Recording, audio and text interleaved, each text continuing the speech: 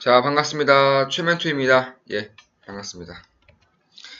최근 들어서 이제 주말 동안 이제 터키 이슈가 터지면서 이제 우리 증시가 코스닥, 특히 코스닥 증시가 3% 이상 빠지고 있습니다. 코스피도 1.5% 이상 빠지고 있고요. 이렇게 지금 코스피 약 2%가량, 코스닥은 약 3% 이상 빠지고 있는 그런 형국인데요. 이런 상황에서 우리는 어떤 식으로 주식 투자자에 있어서 어떤 식으로 대응을 해야 할 것인가, 이것에 대한 분석을 해드리겠습니다. 먼저 지금 문제는 터키뿐만이 아니라 이제 이머징 시장이 무너지고 있다. 이것을 좀 봐야 합니다. 일단 미국이 금리 인상을 하면서 이제 거기에 맞춰서 이머징 시장 쪽에서 이제 외국인의 자금 이탈이 좀 나오고 있는 그런 한국인데요. 뭐 한국도 최근 들어서 주식시장을 통해서 이제 굉장히 많은 자금이 나가고 있는 것이 사실입니다. 그래서 필리핀 같은 경우는 이제 금리를 인상하면서 이제 외국인이 자금 이탈을 조금은 막고자 했었고요. 또한 통화 정책, 그러니까 통화를 이제 절하함으로써 이제 중국은 이제 통화를 절하함으로써 이제 외국인 투자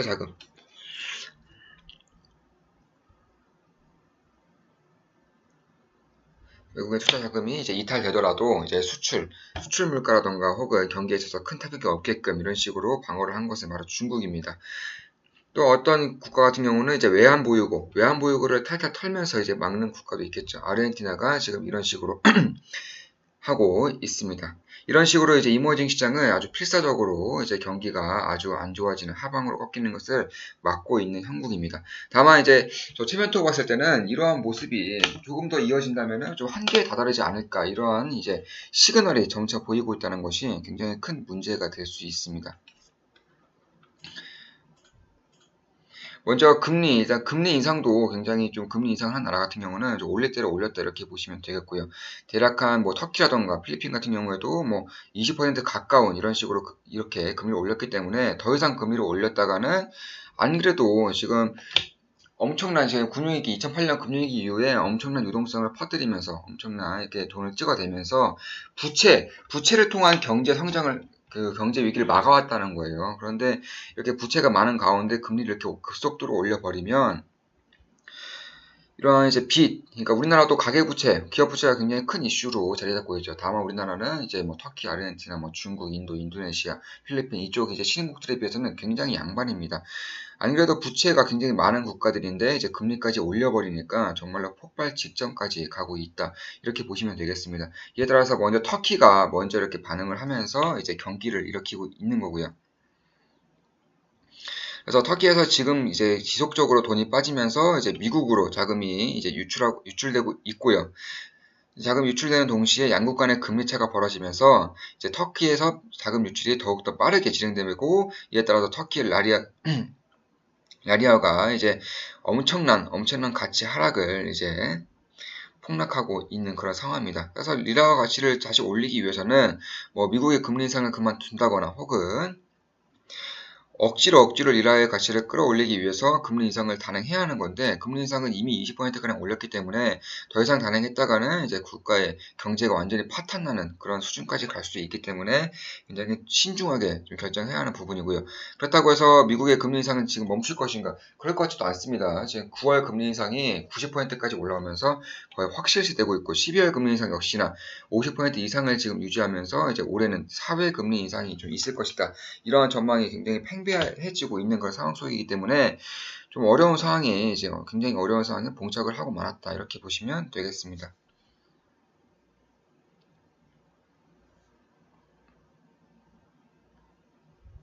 그리고 이제 이것보다 조금 더 이제 깊숙이 들어가다 보면은 리라의 가치가 이제 하락하기에 발생하는 문제들은 이제 수입 물가 상승 이외에도 더 중요한 게 있습니다. 제가 방금도 말씀드렸지만 바로 부채입니다. 부채. 지난해 달러 약세가 이제 나타났었고 이에 따라서 이제 달러 약세로 인해서 이머징 국가들은 달러 부채 표시를 많이 끌어오게 되고 이제 되는 그런 상황에 봉착하고 있습니다. 그러니까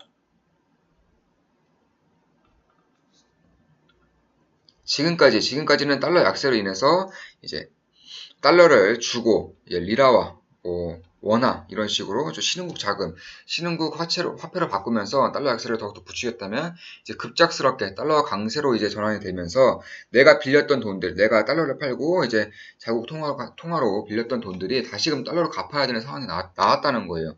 그런데 그때 당시보다 이제 자국 통화가 훨씬 더 이제 뭐 50%, 30% 이렇게 하락이 되어 있기 때문에 내가 빌린 돈은 1,000원인데 달러로 갚으려니까 1,500원, 2,000원 이렇게 갚아야 되는 상황이 지금 나오고 있다는 겁니다.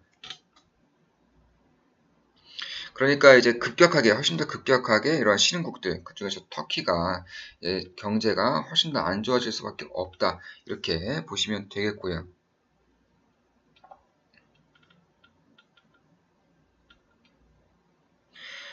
그래서 이러한 사실을 이러한 현상을 터키뿐만 아니라 전 세계적으로 굉장히 큰 문제다 이런 식으로 좀 직접적으로 보여주는 그런 좀 기사라던가 혹은 사실들을 보면은 이제 국제결제은행 BIS죠. BIS에 따르면 작년 3분기까지 이머징 시장이 이제 조달한 달러 부채는 3조 6천억 달러 규모입니다. 그러니까 사상 최고치를 찍고 있는 건데요. 국제금융협회에 따르면 자국 통화 부채를 포함해서 이머징 시장 기업들은 글로벌 금융위기 이후에 이제 지난 2008년부터 17조 달러를 이제 조달을 했다. 이렇게 나오고 있습니다. 그러니까 이제 달러 빚이 사상 최고치로 지금 솟아오르고 있고요. 그런데 이런 달러가 약세가 아니라 강세를 유지하고 있기 때문에 더욱더 강세가 되고 있는 상황이기 때문에 이제 이런 달러 빚을 갚아야 하는 신흥국들이라던가 뭐 다른 국가, 여타 국가들이라던가 기업들, 가게들 같은 경우는 굉장히 큰 위기로 이제 다가오고 있다. 이렇게 나타나고 있는 그런 상황입니다. 특히나 이제 터키가 외환 위기로 치닫는 거 아니냐는 그런 우려도 심심치 않게 들리고 있는데요. 일단 터키 리라화 가치가 폭락하면서 단기 외채 의존도가 높은 그런 상황인데요. 그러니까 리라화 폭락으로 이제 은행과 기업의 부채 상환이 이제 실패가 할 수 있다. 뭐 실패 우려가 커지고 있다. 이러한 이제 의견이 조금 더 퍼지고 있고요. 또한 달러채 상환을 위해서 앞다투면서 이제 움직이고 있지만 리라화 가치가 너무 빠른 속도로 떨어지고 있기 때문에 이러한 달러빚 만기가 이제 다가오면서 이러한 달러를 과연 빚을 갚을 수 있겠는가 이런 의구심이 이제 강하게 들고 있는 그런 상황입니다. 특히나 이제 이쪽이 좀 무너지면서 이제 터키가 시작이다. 이러한 이제 모습도 좀 나타나고 있는 것이 이제 한국 시장에 굉장히 부정적인 영향을 이제 주고 있는 것이죠.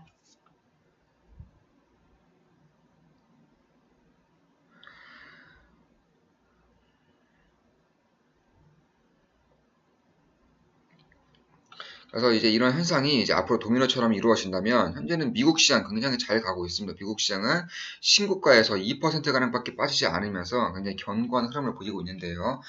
그런데 지금 문제는 이러한 이제 신흥국 시장이 하나 둘씩 무너지면서 과연 선진국 시장도 그러면 어떻게 영향을 받을 것인가 이것에 대한 이제 좀 분석을 좀 해봐야 할 필요가 있습니다. 지금까지는 이머징만의 위기로 이제 일단락되면서 이머징 시장만 빠졌다라고 치면은 이제는 이머징 시장의 위기가 이제 선진국으로 그리고 가장 잘 나가는 이제 미국에도 영향을 줄 수 있다 이런 분위기가 형성되고 있다는 것이 글로벌 경기 그리고 글로벌 증시에 있어서 굉장히 큰 악재로 작용하고 있다 이렇게 보시면 되겠습니다.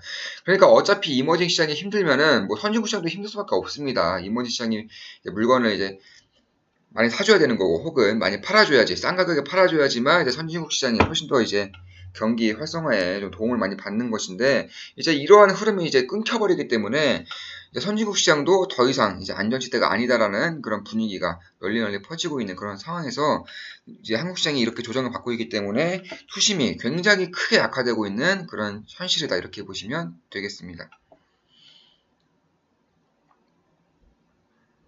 그러니까 지금 트럼프 미국 대통령 같은 경우는 이제 미국만 살고 다 죽어도 된다 이런 분위기의 정책을 펼치고 있지만 사실상 조금 더 깊숙이 좀 들여다보면은 미국도 죽고 그리고 뭐 신국도 죽고 이런 식으로 전부 다 죽게 되는 글로벌 경기가 완전히 침체되어 버리는 그런 현상을 야기할 수 있는 그런 시기가 바로 지금이다. 그래서 지금부터의 정책을 어떻게 펼치느냐에 따라서 굉장히 중요한 그런 시기가 다가오고 있다. 이렇게 보시면 되겠습니다.